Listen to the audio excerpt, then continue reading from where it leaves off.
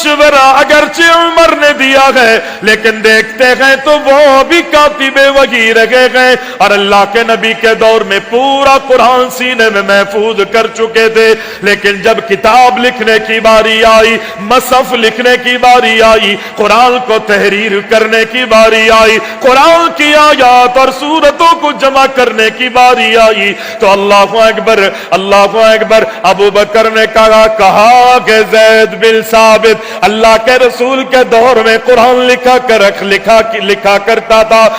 نحمده ونصلي على رسوله الكريم، اما بعد فاعوذ بالله السميع العليم من الشيطان الرجيم،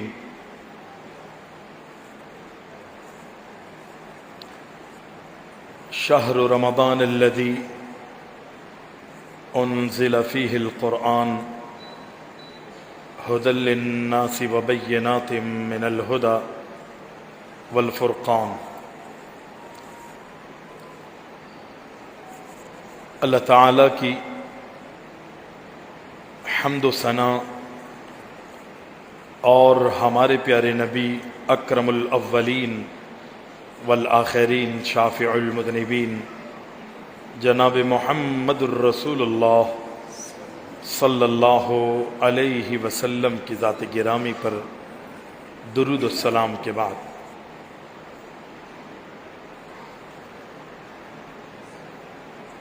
رمضان المبارک کا مہینہ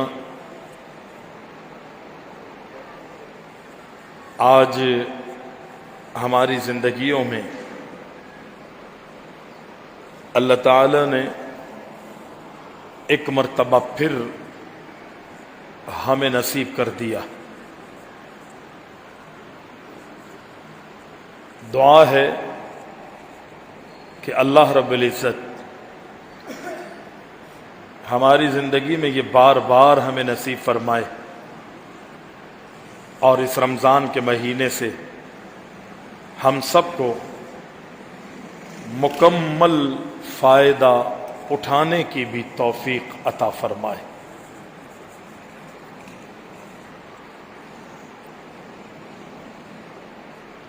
جب سے اللہ تعالی نے زمین و آسمانوں کو بنایا ہے، مہینوں کی گنتی 12 رکھی ہے۔ ان عدت الشہور عند اللہ 12 شہرا فی کتاب اللہ یوم خلق السماوات والارض منها 4 حرم۔ اور ان 12 مہینوں میں 4 ایسے مہینے ہیں کہ جن کو اللہ تعالی نے حرمت والے مہینے قرار دیے۔ ذی القعدہ، ذی الحج، محرم الحرم، اور 4تھا مہینہ رجب المرجب کا۔ اگرچہ ان مہینوں کے نام اللہ نے اپنے نبی کے ذریعے واضح کروائے ہیں، احادیث میں ان 4 مہینوں کے نام ہمیں ملتے ہیں، لیکن قرآن مجید اگر ہم پڑھتے ہیں، غور و فکر کرتے ہیں، تو ان 12 مہینوں میں سے ایک مہینہ ایسا ہے کہ جس مہینے کے نام سے اللہ نے اس مہینے کا ذکر کیا، اور وہ ہے رمضان۔ شہر رمضان الذی انزل فیہ القرآن۔ رمضان کا مہینہ تمام مہینوں کا سردار ہے، اس مہینے کی بڑی فضیلت ہے۔ اس مہینے میں اعمال کرنے والوں کو اللہ وہ بلند مقام عطا فرماتا ہے کہ دیگر مہینوں میں شاید ہی وہ مقام میں اور آپ حاصل کر سکیں۔ بہت ساری خصوصیات جہاں اللہ نے اس مہینے کی رکھی ہیں، اس میں سب سے بڑی خصوصیت اس مہینے کی اس لیے ہے کہ اللہ نے اس مہینے میں قرآن کو نازل کیا. انزل فیہ القرآن. رمضان کا اور قرآن مجید کا آپس میں بڑا گہرا تعلق ہے، بڑا گہرا تعلق. رمضان المبارک کے مہینے میں اللہ نے اس قرآن کو نازل کیا. 21 تاریخ کو قرآن مجید کے نزول کی ابتدا ہوئی. رمضان میں اللہ نے آسمان دنیا پر اس کو اتار دیا تھا، اور پھر 21 رمضان المبارک کو اللہ نے اقرأ بسم ربک الذی خلق اس سورت کی ابتدائی آیات کا آسمانوں سے جبریل کے ذریعے محمد الرسول اللہ صلی اللہ علیہ وسلم پر نزول کیا. قرآن مجید ایسی کتاب ہے کہ اللہ کے محبوب کائنات کے امام علیہ السلام فرماتے ہیں کہ ان اللہ یرفع بہذا الکتاب اقواما ویضع بہ آخرین، کہ یہ کتاب، یہ قرآن مجید ایسی کتاب ہے کہ جس کے ذریعے اللہ تعالی نے قوموں کو بلندیاں عطا کی ہیں، قوموں کو مقام عطا کیا، بلند مرتبوں سے رب العزت نے نوازا اس کتاب کے ذریعے. معاملہ واضح ہے کہ جو اس کتاب کے مطابق عملی زندگی گزارے گا، اللہ ان کو مقام، رفعت اور مرتبت عطا فرمائے گا. اور جو اس قرآن کے مطابق عمل، عقیدہ، اس کی طرز زندگی نہیں ہوگی، اللہ تعالیٰ ان کو تباہ بھی کر دے گا، برباد بھی کر دے گا، اور ذلت، تباہی ان کا جو ہے ہمیشہ کے لیے اللہ مقدر بنا دے گا. پیارے پیغمبر علیہ السلام فرماتے ہیں کہ اللہ کی کتاب ایک ایسی کتاب ہے کہ اللہ تعالی نے اس کتاب قرآن مجید کے 2 سرے رکھے ہیں. اس کے 2 سرے ہیں، 2 طرف. کوئی رسی ہوتی ہے نا، کوئی تار ہے، اس کے 2 کنارے ہوتے ہیں، ایک ادھر اور ایک ادھر. قرآن مجید کی بھی 2 طرف ہیں. پیارے پیغمبر فرماتے ہیں ایک طرف، ایک کنارہ، ایک سرا اللہ نے اپنے ہاتھ میں رکھا ہے، اور اس قرآن کا دوسرا سرا تمہارے ہاتھوں میں تھمایا. یعنی اللہ سے رابطے کے لیے یہ قرآن ایک بہترین ذریعہ، بہترین ذریعہ. حسن درجے کی روایت ہے، پیارے پیغمبر علیہ السلام فرماتے ہیں، اللہ کے رسول کائنات کے امام علیہ السلام کا فرمان ہے، جب تم اللہ کی کتاب قرآن مجید کی تلاوت کر رہے ہوتے ہو، گویا کہ تم اللہ سے کلام کر رہے ہو. یہ معمولی مقام نہیں ہے، یہ معمولی اعزاز نہیں ہے کہ قرآن مجید جب تم پڑھتے ہو تو گویا کہ تم اللہ سے کلام کر رہے ہو، اللہ سے گفتگو کر رہے ہو. یقینی اللہ کے رسول صلی اللہ علیہ وسلم قرآن مجید پڑھتے تھے، صحابہ کو قرآن مجید پڑھنے کی تلقین کیا کرتے تھے، اور صحابہ اکرام نے بھی قرآن پڑھا، قرآن سنا، قرآن سیکھا، قرآن سکھایا. اور قرآن پڑھنے والوں کو اللہ نے بڑا مقام دیا. دنیا میں بھی عزت ملتی ہے اور آخرت میں بھی وارے نیارے ہوتے. پیارے پیغمبر علیہ السلام فرماتے ہیں قرآن پڑھنے کی عادت ڈالو. اگر کوئی شخص قرآن مجید کے 30 سپاروں میں سے رات کی تاریکیوں میں صرف 10 آیات کی تلاوت کر لیتا ہے. کتنی آیتوں کی؟ کتنی آیتیں؟ بولیں ذرا محبت سے، کتنی؟ 10 آیتیں، صرف 10 آیتیں. اگر کوئی 10 آیات قرآن مجید کی رات کی تاریکیوں میں تلاوت کرتا ہے، قرآن کی 10 آیات کو پڑھتا ہے، تو اللہ کے رسول صلی اللہ علیہ وسلم فرماتے ہیں کہ اللہ تعالیٰ اس کے حق میں اجر کے حوالے سے اجر کا ایک بہت بڑا ڈھیر اس کے لیے مقرر فرما دیتے، اجر کا بہت بڑا ڈھیر۔ اور پھر اللہ کے رسول علیہ السلام فرماتے ان 10 آیات کی تلاوت کے بدولت، 10 آیات کی تلاوت کے بدولت جو اللہ انہیں اجر کا ڈھیر عطا فرماتے ہیں، اگر دنیا کے حوالے سے اس کا آپ اندازہ کرنا چاہتے ہیں تو پیغمبر فرماتے ہیں جو اجر کا ڈھیر تمہیں دیا جا رہا ہے اس کی قدر و منزلت کا یہاں سے تم اندازہ کر سکتے ہو کہ خیر من الدنیا وما فیہا، یہ پوری دنیا اور اس دنیا کے اندر جو کچھ ہے 10 آیتوں کے بدلے میں اللہ جو کچھ تمہیں دے رہا ہے، دنیا اور دنیا کی ساری نعمتیں اس کے مقابلے پر ہیچ ہیں۔ اور یہ نہیں، یہ اجر ساری زندگی عمل کرنے کی وجہ سے مل رہا ہے، ایک رات میں 10 آیات پڑھنے کی وجہ سے، صرف ایک رات میں، اور صرف 10 آیتیں پڑھنے کی وجہ سے۔ پڑھیں، قرآن مجید کی پڑھنے کی، اس کی تلاوت کی عادت ڈال لیجیے۔ پیارے پیغمبر علیہ السلام ہیں، آپ فرماتے ہیں رات کو سونے سے پہلے قرآن مجید پڑھا کرو۔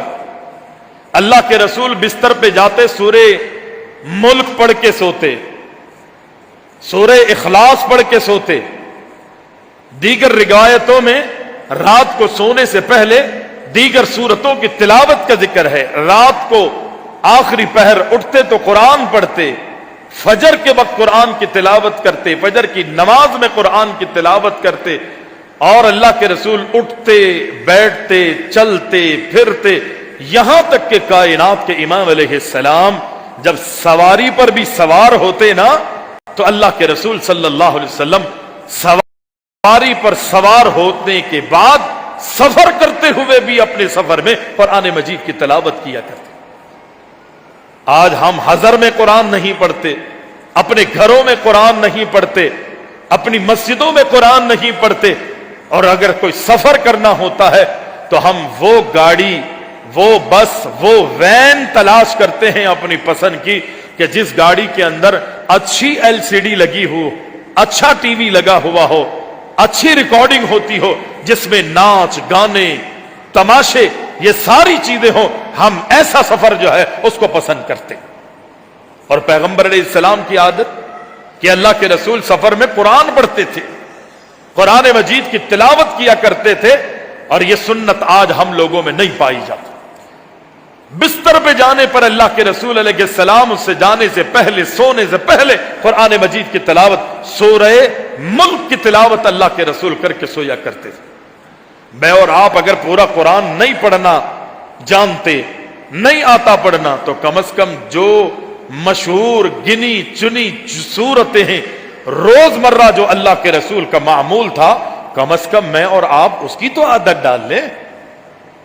سورہ ملک اگر آپ کو نہیں آتی، ایک دن پڑھیں گے، اٹک اٹک کر پڑھیں گے، غلطیاں کریں گے، گھبراہٹ ہوگی، دوسرے دن بھی غلطیاں، تیسرے دن بھی غلطیاں ہوں گی، اگلے ہفتے بھی غلطیاں، 2 مہینے، 3 مہینے، 6 مہینے، مہینوں گزر جائیں گے، آپ کی غلطیاں شاید درست نہ ہوں، لیکن کبھی تو آپ کو پڑھنا آئے گا۔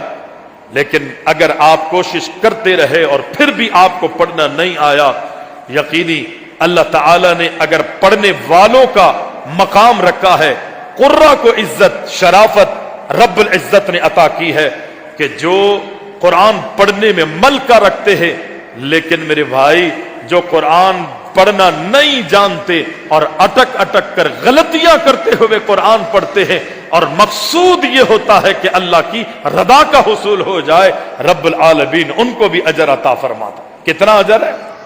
دوہرا اجر، ڈبل اجر رب العالمین عطا فرماتا کہ ایک تو پڑھنا نہیں آتا، سیکھنے کی نیت سے پڑھ رہا ہے، اور دوسری نیت یہ ہے کہ اللہ تعالیٰ مجھے اجر اور ثواب عطا فرمائے۔ پیارے پیغمبر علیہ السلام فرماتے ہیں جب رات کو سونے کے لیے بستر پہ جاؤ، سورہ ملک کی تلاوت کر لیا کرو، قرآن کے بعض حصے ایسے ہیں، بعض مقام ایسے ہیں کہ رب العالمین سے قیامت کے دن اللہ کی عدالت میں جھگڑا کریں گی، آیات اللہ سے جھگڑا کریں گی، سورتیں اللہ سے جھگڑا کریں گی کہ اللہ یہ دنیا میں تیرے کلام کی یعنی مجھ سورت کی تلاوت کیا کرتا تھا، میری غیرت اجازت نہیں دیتی، چونکہ میں تیرا کلام ہوں، میری غیرت اجازت نہیں دیتی کہ میری تلاوت کرنے والا تیرے کلام کی تلاوت کرنے والے کو جہنم کی آگ میں جلایا جائے۔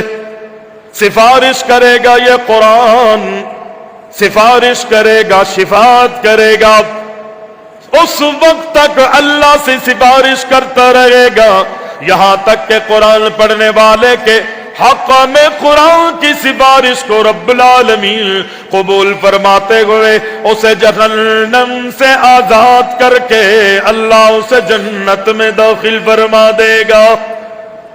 10 آیتیں پڑھا کرو۔ اللہ کے نبی علیہ السلام فرماتے گئے رات کو سونے سے پہلے سورہ اخلاص کی تلاوت کر لیا کرو، سورہ اخلاص پڑھنے کی عادت ڈال لو۔ کتنی بڑی ہے، کتنی لمبی ہے، کتنی چوڑی ہے، کیا پڑھنے میں میری آپ کی زبان کٹ جائے گی، منہ سوکھ جائے گا، حلق خشک ہو جائے گا، نسیں رگیں جو ہے وہ تنگ ہونے لگیں گی؟ نہیں، موبائل رات کو میں تو اٹھاتے گئے 1 گھنٹہ، 2 گھنٹے، 3 گھنٹے، کتنے ڈرامے، کتنی سیریل، کتنی اقساط میں، اور آپ دیکھتے گئے، پھر مجھے اللہ اکبر نیند آتی گئے، لیکن کیا قرآن کے لیے میرے اور آپ کے پاس وقت نہیں؟ اگر میرے اور آپ کے پاس قرآن کے لیے وقت نہیں تو پھر سمجھ لیجئے کل قیامت کے دن میرے لیے اور آپ کے لیے یہ قرآن تباہی بربادی کا سبب اس لیے بن جائے گا کہ میں نے اللہ کے کلام سے وفا نہیں کی، قرآن نہیں پڑھا، قرآن سے وفا نہیں کی ہے۔ یہ اتنی عظیم اللہ کی کتاب ہے، اللہ اتنا مہربان ہے، اللہ اتنا رحیم ہے، اللہ اتنا کریم ہے۔ پیارے پیغمبر علیہ السلام فرماتے گئے رات کو سونے سے پہلے بستر پہ 3 مرتبہ قل هو اللہ احد پڑھ لیا کرو۔ فرمایا بسم اللہ الرحمن الرحیم قل هو اللہ احد اللہ الصمد لم یلد ولم یولد ولم یکن له کفوا احد۔ 4 سیکنڈ یا 5 سیکنڈ نہیں لگے، سورہ اخلاص کی تلاوت مکمل ہو گئی۔ 15 سیکنڈ میں 3 مرتبہ یہ قل کی تلاوت، قل شریف کی، قل هو اللہ احد کی تلاوت میں بھی کر سکتا ہوں، آپ بھی کر سکتے گئے، میری مائیں بہنیں بھی کر سکتی گئے۔ اللہ کے نبی فرماتے گئے 3 مرتبہ قل هو اللہ احد کی سورت کی تلاوت تم کرو، اللہ اتنا مہربان ہے، 3 مرتبہ سورت کی تلاوت تم کرو گے لیکن اللہ تمہیں اجر پورے قرآن کا عطا فرمائے گا۔ 3 مرتبہ قل هو اللہ احد اللہ الصمد لم یلد ولم یولد ولم یکن له کفوا احد۔ اللہ فرماتا ہے، اللہ کے نبی فرماتے ہیں 3 مرتبہ اس سورت کی تلاوت کرو، اللہ اکبر، رب العالمین تمہیں پورے قرآن کی تلاوت کا اجر اور ثواب عطا فرمائے گا۔ پیارے پیغمبر علیہ السلام فرماتے، اللہ کے رسول کائنات کے امام علیہ السلام کا فرمان ہے اس قرآن کو اپنا امام بناؤ، من جعلہ امامہ قاعدہ۔ اللہ کے رسول علیہ السلام فرماتے ہیں جس شخص نے اس قرآن کو اپنا امام بنایا، جس شخص نے اس قرآن کو اپنا قائد بنایا، اپنا رہبر اور اپنا رہنما بنایا، اللہ اکبر، اللہ اکبر، اللہ اکبر، چونکہ تم نے اس قرآن کو اپنا امام اور قائد بنایا ہے، اللہ تعالیٰ تمہیں اس قرآن کو امام اور قائد بنانے کے بدولت اللہ تمہیں کل قیامت کے دن جنت میں داخل کر دے گا۔ قرآن سے رہنمائی حاصل کرو، اس کو اپنے آگے رکھو، اس قرآن کے مطابق جو ہے زندگی گزارنے کے لیے میں نے اور آپ نے اس قرآن سے رہنمائی حاصل کرنی ہے. یہ قرآن مجھے اور آپ کو اتنی بلندیوں پر پہنچا دے گا. میری اور آپ کی سوچ ہے وہاں تک میری سوچ نہیں پہنچے گی جہاں رب العالمین اس قرآن کی بدولت مجھے اور آپ کو پہنچائے. آپ نے دیکھا ہوگا نا بڑی بڑی عمر والے, بڑے بڑے دولت مند, بڑی بڑی وزارتوں اور صدارتوں پر بیٹھنے والے, آج وزارت کا جھگڑا ہے, اسمبلیوں کی لڑائیاں ہیں, لاکھوں نہیں, کروڑوں نہیں, اربوں کھربوں, میلوں پدموں اللہ اکبر رقم لگا کر جو ہے قوم کے پیسے سے کھیلا جاتا ہے. اور آنے والے جو ہے ایوانوں میں آ کے اللہ اکبر لوگوں کی عزتوں سے کھیلتے ہیں, لوگوں کے احساسات سے کھیلتے ہیں, لوگوں کو کٹ پتلی بنا کر نچایا جا رہا ہے. یہ سب کے سب اتنی ساری چیزیں ہونے کے باوجود بھی لیکن جب نماز کی بات آتی ہے, اللہ اکبر مصلی پر جانے کی بات آتی ہے, نہ زرداری صاحب مصلی پہ جا سکتے ہیں, نہ نواز شریف صاحب مصلی پر جا سکتے ہیں, نہ خان صاحب مصلی پر جا سکتے ہیں, نہ صدروں میں سے اللہ اکبر کوئی بڑے سے بڑا صدر مصلی پر جا سکتا ہے. وہ مجبور ہے کہ جس نے اپنی زندگی ان کچی ٹپائیوں پر, ان کچی دریوں پر, اللہ اکبر ان چٹائیوں پر جن کو کئی کئی دنوں تک صاف نہیں کیا جاتا تھا, کئی کئی دنوں تک ان کو جھاڑا نہیں جاتا تھا, مٹی پر وہ بیٹھ کر اپنے کپڑوں کو گرد آلود کر لیا کرتا تھا. اللہ اکبر مصلی پر اگر کسی کو فائز کیا جاتا ہے تو قرآن پڑھنے والے کو اللہ فائز کرتا ہے. یہ قرآن ہے کہ جس کے ذریعے اعزاز ملتا ہے. دنیا اعزاز نہیں دے پائے گی. پیارے پیغمبر علیہ السلام کا صحابی معمولی سی عمر, ننھی منی عمر گئے, جنگ بدر غورگی گئے. زید بن ثابت رضی اللہ تعالیٰ عنہ چھوٹی سی عمر گئے, کوشش کرتے رہے کہ مجھے جنگ بدر میں شریک کر لیا جائے. چھوٹی عمر کی وجہ سے جنگ بدر میں شریک نہ ہو سکے. اللہ اکبر, ان کی ماں اللہ کے رسول کی خدمت میں لے کے آئی اور وہ کہتی گئے اللہ کے رسول آپ قرآن پڑھتے ہیں, آپ قرآن پڑھاتے گئے, آپ قرآن سناتے گئے, لوگوں کے دلوں میں قرآن اثر کرتا گئے. یہ میرا معصوم بچہ ہے, یہ میرا چھوٹا بچہ ہے, قرآن کی آیات میں سے 17 آیتیں اس کو برزبان یاد گئے. میرے بیٹے نے اپنے سینے میں قرآن کی 17 آیتیں ان الفاظ سے محفوظ کی ہوئی گئے. جو لفظ, جو الفاظ, جو انداز, جو قرات, جو لب و لہجہ اللہ نے آسمانوں سے نازل کیا گئے, اس لہجے میں ان لفظوں میں میرے اس معصوم بچے کو 17 آیتیں یاد ہیں. اللہ کے نبی فرماتے ہیں بیٹا سنا جو آیتیں تجھے یاد ہیں وہ اللہ اکبر وہ چھوٹا بچہ اللہ کے رسول کو قرآن سناتا گئے. اللہ کے رسول 17 آیتیں سن کے اندازہ کر جاتے ہیں بڑا ذہین ہے, بڑا فتیل ہے, اللہ نے بڑی بردباری اس کو عطا فرمائی ہے, بڑا صلاحیت انسان ہے. یہ وہی ہی ہے کہ باوجود کوشش کے بھی جنگ بدر میں شریک نہیں ہو سکا. اپنی ننھی منی عمر کی وجہ سے اب اسی ننھی منی عمر میں قرآن پڑھتا ہوا جب اللہ کے رسول کی خدمت میں آیا تو اللہ کے رسول قرآن سن کے کہتے ہیں اس کی ذہانت کو سامنے رکھتے ہوئے ہم ذمہ داری لگاتے ہیں کہ یہ عبرانی زبان سیکھے گا. عبرانی زبان جو ہے اس کو سکھائی جائے, بولنا بھی یہ جانے, پڑھنا بھی یہ جانے. جب وہ عبرانی زبان سیکھنے لگتے ہیں اور لکھنے لگ جاتے ہیں, بولنے لگ جاتے ہیں, اللہ کے رسول علیہ السلام کے کاتبان وحی میں بہت سے کاتب ہیں. عمر فاروق, حضرت ابو بکر صدیق بھی اللہ کے رسول کے کاتب ہے, حضرت عمر فاروق بھی اللہ کے رسول قرآن پڑھتے ہیں. اللہ اکبر, کاتبان وحی میں عمر فاروق کا نام بھی ہے, عثمان غنی کا نام بھی ہے, علی المرتضی کا نام بھی ہے, اللہ اکبر معاویہ بن سفیان کا نام بھی ہے. لیکن ان تمام کاتبان وحی میں سر فہرست اگر اللہ کے رسول کا کوئی کاتب خاص ہے تو اللہ اکبر وہ کون بنتا ہے؟ وہ زید بن ثابت اللہ کے رسول کے خاص کاتب وحی بنتے ہیں۔ یہ اعزاز کیوں ملا؟ یہ مقام کب ملا؟ یہ مرتبہ اس کو کب عطا کیا گیا؟ ان اللہ یرفع بہذا الکتاب اقواما، یہ کتاب ایسی کتاب ہے کہ اس کتاب کے ذریعے رب العالمین جو اس کتاب سے وفا کرتا ہے، یہ کتاب اللہ اکبر اللہ کے حکم پر اس کو درجات اور مقام عطا فرما دیتی ہے۔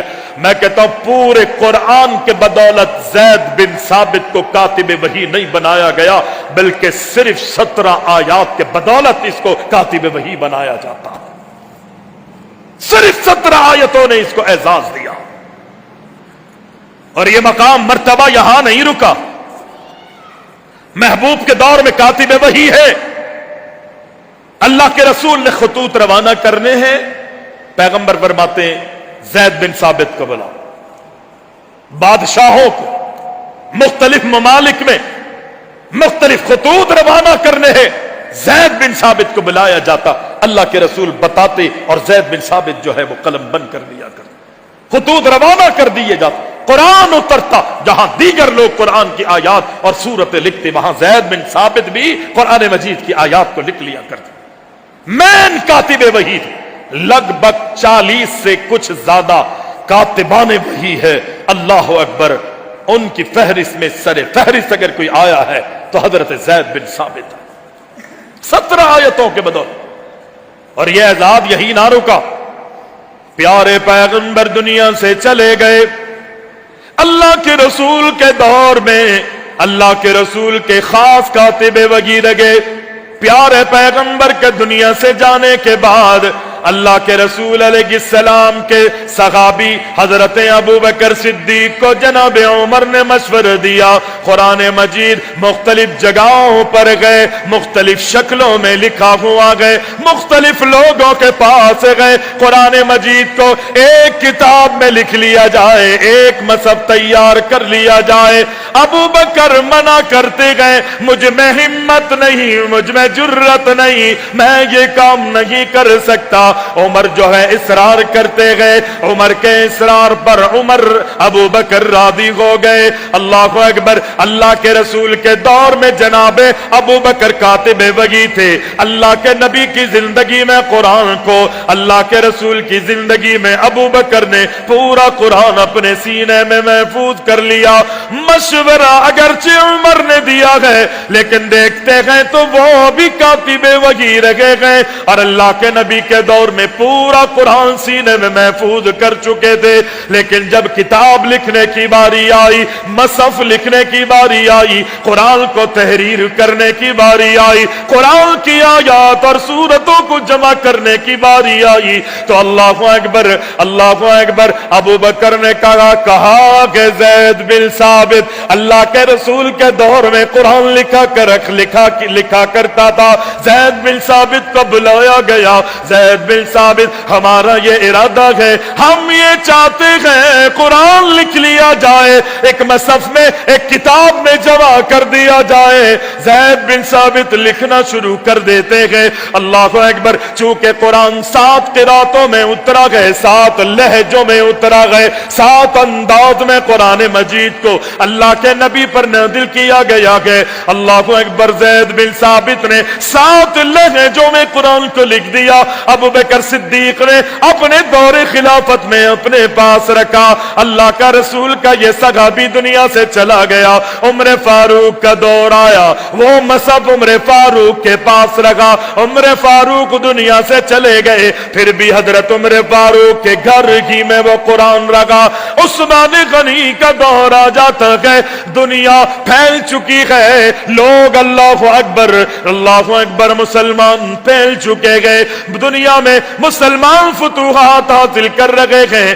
صحابی رسول عراق گئے، قرآن پڑھنے والے قرآن پڑھ رہے گئے، ان 7 لہجوں میں سے ایک قرات پہ قرآن پڑھ رہے گئے۔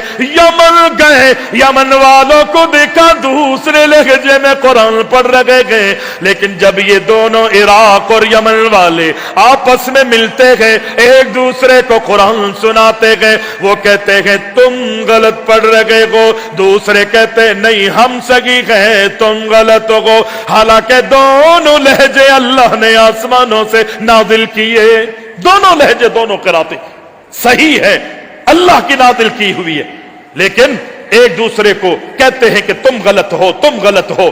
جب انہوں نے یہ صورتحال دیکھی حضرت عثمان غنی کے پاس گئے اور جا کر کہا جس طرح یہود و نصارہ آپس میں اختلاف میں پڑ گئے تھے، ایک دوسرے کو قتل کرنے پر تلے ہوئے تھے، اللہ اکبر مجھے ڈر لگ رہا ہے کہ امت محمد جو ہے وہ بھی فتنوں میں پڑ جائے گی، وہ آپس میں لڑیں گے۔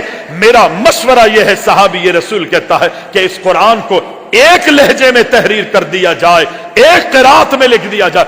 عثمان غنی رضی اللہ تعالی عنہ وقت کی ضرورت محسوس کرتے ہوئے کہتے ہیں کہ ٹھیک ہے، فیصلہ ہو گیا کہ اب اس کو قرآن کو ایک لہجے میں لکھا جائے۔ اب لکھے کون؟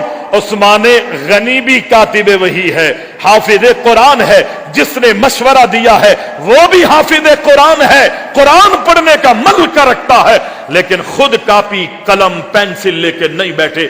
خیال آیا کس کو یہ ذمہ داری دی جائے، پھر جناب آنکھوں کے سامنے دل و دماغ کے سامنے ایک ہی نام آتا ہے، وہ ہے زید بن ثابت کا، کہ یہ اللہ کے رسول کے دور میں باقاعدہ کاتب وحی تھے، قرآن لکھا کرتے تھے، اور حضرت ابو بکر صدیق نے بھی ان سے قرآن لکھوایا تھا۔ اور آج اگر یہ اعزاز کسی کو ملنا ہے تو عثمان غنی کہتے ہیں وہ خوش نصیب وہی ہے کہ جس کا نام زید بن ثابت ہے۔ پیغمبر کے دور میں اعزاز ملا، 17 آیتوں کے بدولت ملا، حضرت ابو بکر کے دور میں اعزاز ملا، میں کہتا ہوں 17 آیات کے بدولت ملا ہے۔ آج عثمان غنی کے دور میں اگر زید بن ثابت کا انتخاب کیا ہے تو انہی 17 آیات کے بدولت ان کی ترقی، اللہ اکبر، ان کی رفعت اور مرتبت شروع ہوئی ہے۔ صرف 17 آیت، 17 آیتوں سے اتنا مقام مل سکتا ہے، تو بھائی جب پورا قرآن ہم اپنے سینوں میں سجا کے اس قرآن سے محبت کریں گے، یہ قرآن مجھے تجھے کہاں لے جائے گا۔ عثمان غنی لکھواتے ہیں، قرآن مجید کو ایک لہجے میں لکھ دیتے، لکھنے کے بعد عثمان غنی فرماتے ہیں اس کی 7 کتابیں بنائی جائیں۔ کتنی؟ 7 مصحف تیار کیے جائیں، 7 قرآن تیار کرو جو ایک لہجے میں لکھا گیا، اور ایک عثمان غنی مدینہ میں رکھتے ہیں، ایک مکہ روانہ کرتے ہیں، ایک عراق بھیجتے ہیں، ایک یمن بھیجتے ہیں، اور دنیا کے مختلف کونوں میں اللہ اکبر جگہ جگہ وہ قرآن جو ایک لہجے میں لکھا گیا اس کو روانہ کر دیتے ہیں، اور کہتے ہیں کہ اب دنیا کے اندر اگرچہ وہ 7 قراتیں قیامت تک رہیں گی، پڑھنے پڑھانے والے باقی رہیں گے، پڑھا جائے گا ان لہجوں میں، ان قراتوں میں، لیکن عثمان یہ آرڈر کرتا ہے کہ اب جب بھی تم قرآن ایک دوسرے کو سکھاؤ گے تو اس قرات میں، اس لہجے میں سکھاؤ گے۔ آج میرے اور آپ کے ہاتھوں میں جو قرآن ہے نا، یا پوری دنیا میں جو قرآن پڑھا جاتا ہے، جس لہجے میں تلاوت کی جاتی ہے، وہ وہی قرآن ہے کہ جو عثمان غنی کے دور میں لکھا گیا تھا، اور اس کو لکھنے والے حضرت زید بن ثابت۔ ان اللہ یرفع بہذا الکتاب اقوام۔ مکہ سے گورنر جو ہے مدینہ آتا ہے، عمر فاروق پوچھتے گئے اپنی مسند پہ کس کو بٹھایا؟ کہا ایک غلام ہے، میں گورنری کے عہدے پر اس کو فائز کر کے آیا ہوں۔ کہا کوئی اور نہیں ملا تمہیں؟ کتنے ہوں گے مال و دولت والے، خاندان حسب نسب والے، کتنے چودھری ہوں گے؟ کہا امیر المؤمنین بہت سارے لوگ تھے، صاحب ثروت بھی تھے، دولت مند بھی تھے، خاندان حسب نسب والے بھی تھے، بڑے اعلیٰ سے اعلیٰ قبیلوں سے تعلق رکھنے والے تھے، لیکن میں نے مکہ کی سرزمین پر نظر ڈالی، اللہ اکبر، اگرچہ دیگر خوبیاں بہت سے لوگوں میں موجود تھی، وہ خوبیاں اس میں نہیں تھی، لیکن جو خوبی اس میں تھی وہ کسی اور میں نہیں تھی۔ کہا کیا خوبی ہے؟ کہا مکہ کی سرزمین پہ اس سے بہتر قرآن پڑھنے اور قرآن کو جاننے والا مجھے کوئی نظر نہیں آیا۔ میں اپنی مسند اور اپنے عہدے پر، گورنری کے عہدے پر جو ہے، اللہ اکبر، اس غلام کو فائز کر کے آیا۔ ان اللہ یرفع بہذا الکتاب اقواما ویضع بہ آخر۔ آج میں اور آپ محبت کریں گے قرآن سے، اللہ مجھے اور آپ کو بھی مقام دے گا۔ اللہ سے دعا کہ رب العالمین ہم سب کو کتاب و سنت کے مطابق عمل کی توفیق عطا فرمائے۔ اگر قرآن پڑھنا نہیں جانتے تو حافظ صاحب رمضان میں آپ کو سنانے کے لیے آتے ہیں، آپ کم از کم میں اور آپ ان کے پیچھے کھڑے ہو کے قرآن سن تو سکتے ہیں نا. اگر کھڑے ہو کے نہیں سن سکتے بیٹھ جائیے, بیٹھ کے بھی نہیں سن سکتے دو زانوں ہو کر پیر موڑ کر تو آٹی پاٹی مار کے بیٹھ جائیے, سن سکتے ہیں نا. اگر آپ پیر کو فولڈ نہیں کر سکتے پیر سیدھے رکھ کے آپ امام کے پیچھے کھڑے ہو جائیں, سیدھے بھی نہیں رکھ سکتے کرسی پہ بیٹھ کے پڑھ لیجئے. کیا اتنی بھی آپ میں ہمت نہیں ہے؟ کئی گھنٹوں ہم لوموں میں اور مشینوں پہ کھڑے رہتے ہیں, کئی گھنٹے موبائل اپنے ہاتھ میں لے کے اپنی رات کی نیندوں کو برباد کرتے ہیں.